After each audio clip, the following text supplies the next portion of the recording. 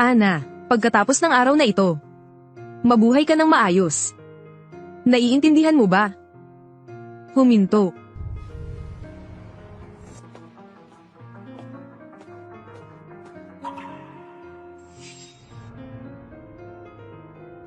Narito na ako. Ana. Ninakaw na niya ang aking singsing. Dumating ako dito. Sino ka ba? Isa lang siyang magnanakaw. Ninakaw niya ang mga gamit ng CEO Leo. Kung ipagtatanggol mo siya, magkakaroon ka rin ng problema. Magnanakaw.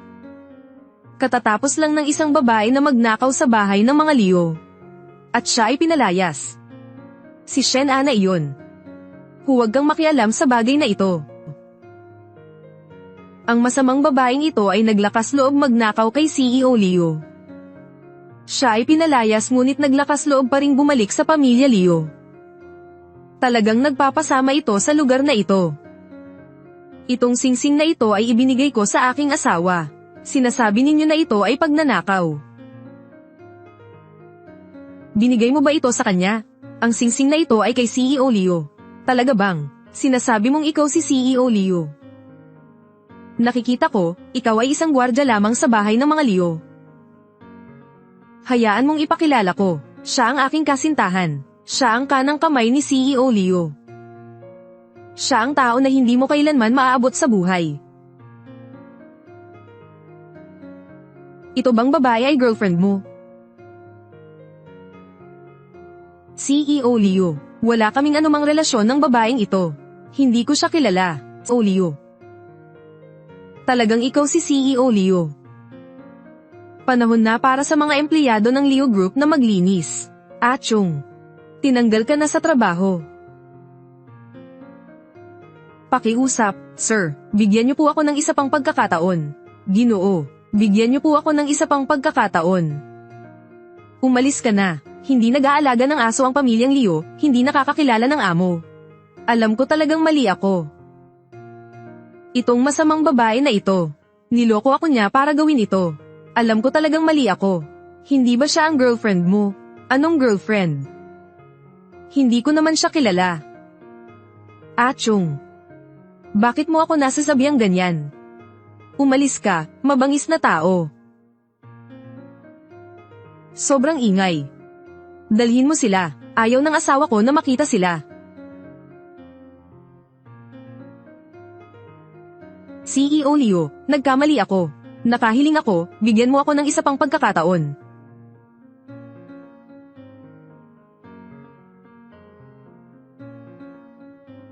Shen Ana, nakikiusap ako sa iyo. Tayo ay naging magkaklase. Patawarin mo ako. Pwede ba? Magkaklase ba? Nilate mo ako, nang sinaktan mo ako. Tinuturing mo ba akong kaklase? Umalis ka na. Lahat sila. Palayasin silang lahat. At saka, yung nangbuli kay Ana. Kanselahin ang lahat ng pakikipagtulungan sa kanila. Nagkamali ako, CEO Leo. Patawarin mo ako.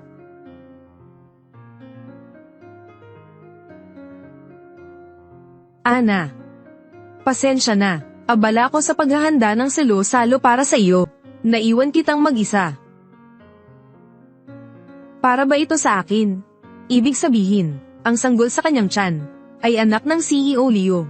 Swerteng babae siya. Ang mga babae ay nagiging mayaman dahil sa pagbubuntis. Kung magpakasal si CEO Leo sa sinumang babae, yayaman ang babaeng iyon. Hindi ko akalain kasing talino niya ito. Mukha siyang karaniwan. Hindi ko akalain na siya ay may malalim na plano. Si Shen Ana ay misis ng Leo Group. Sino man ang magsalita ng masama tungkol sa kanya. Nakakainsulto yan sa akin. Siya iyon. Dumating na siya. Papasukin mo na siya. Sabi niya kung hindi mo siya masando ng personal. Hindi siya papasok. Magpahinga ka muna. Kailangan kong lumabas para sunduin siya.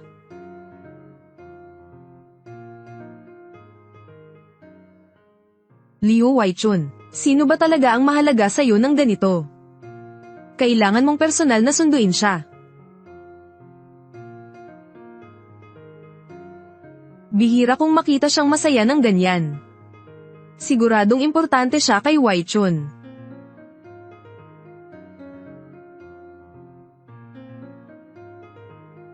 Hintayin mo ako sandali. Aha.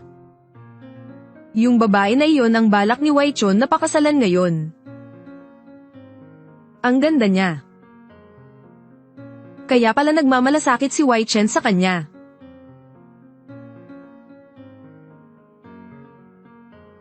Bakit ka nandito mag-isa?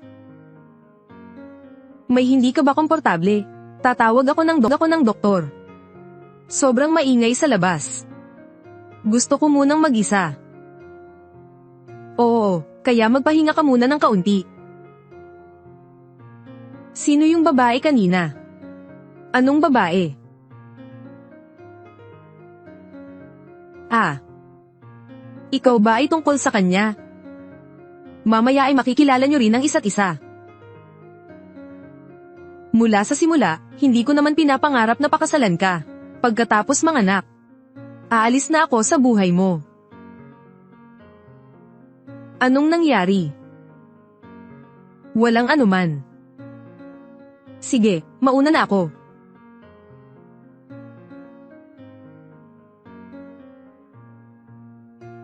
Marunong ka pang uminom. Siyempre.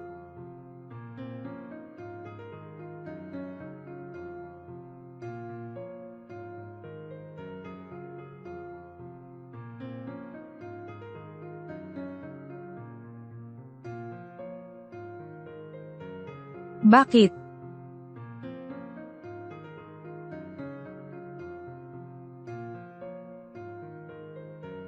Mukhang may magandang palabas ngayon.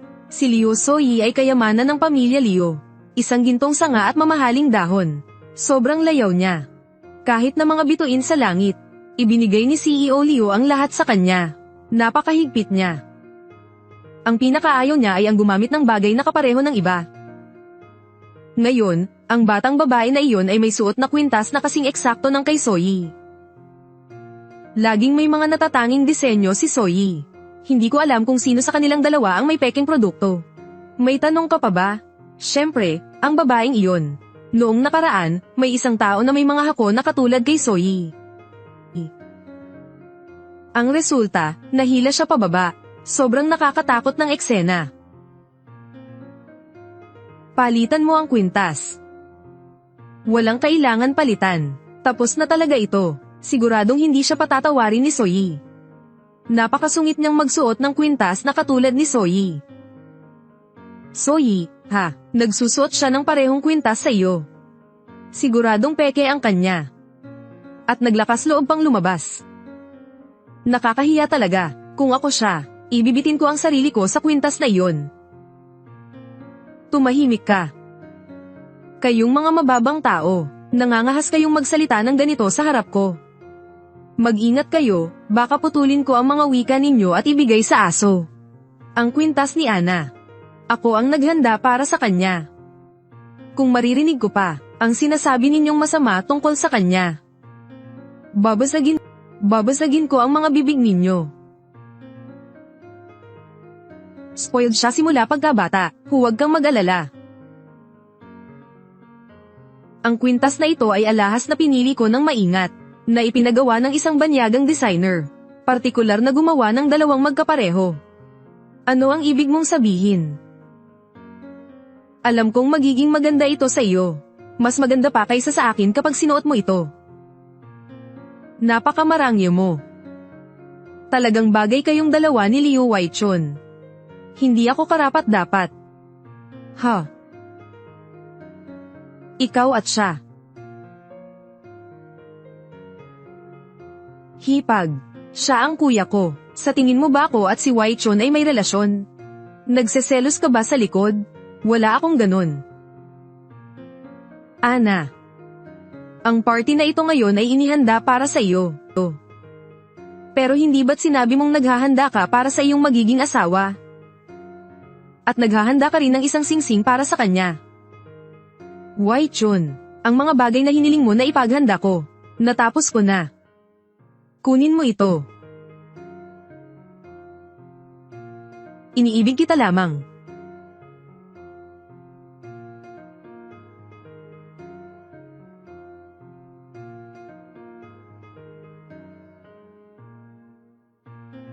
Hipag, kahit na ang kuya mo ay tahimik sa araw-araw. Pero, marami siyang itinatagong mga bagay sa kanyang puso. Sa katunayan, sobrang nagmamalasakit siya sa iyo. Ito ang unang pagkakataon na nakita kong nagmamalasakit siya sa isang babae ng ganito. Oo, Hipag. Simula nang magkaroon ka ng aksidente sa paaralan. Inorganisa ni Wai Chun ang salo-salo na ito. At sa pagkakataong ito, ay po-announce niya ito sa lahat. Na ikaw ang tanging reyna ng pamilya Liu. Mula ngayon, walang sino man ang manghihimasok sa iyo. Bakit ka pa nandyan? Mabilis, isuot mo na ang singsing kay Ana. Oh.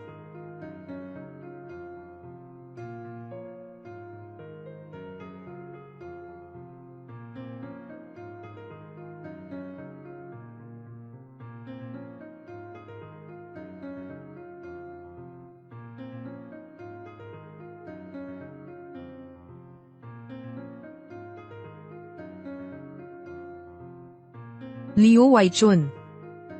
Salamat sa iyo. Hey, Hipag, dapat mong tawagin si Waichun na asawa. Tama yan, Hipag. Naghihintay si Waichun na tawagin mo siyang asawa. Huwag mo silang pansinin. Ano man ang gusto mong tawag, okay lang. Mahal na asawa. Salamat sa iyo. Walang mali kung pakasalan ng manugang ang kapatid ko. Matanda na siya kaya aalagaan ka niya ng mabuti. Sino ang sinasabi mong matanda? Siya nga iyon.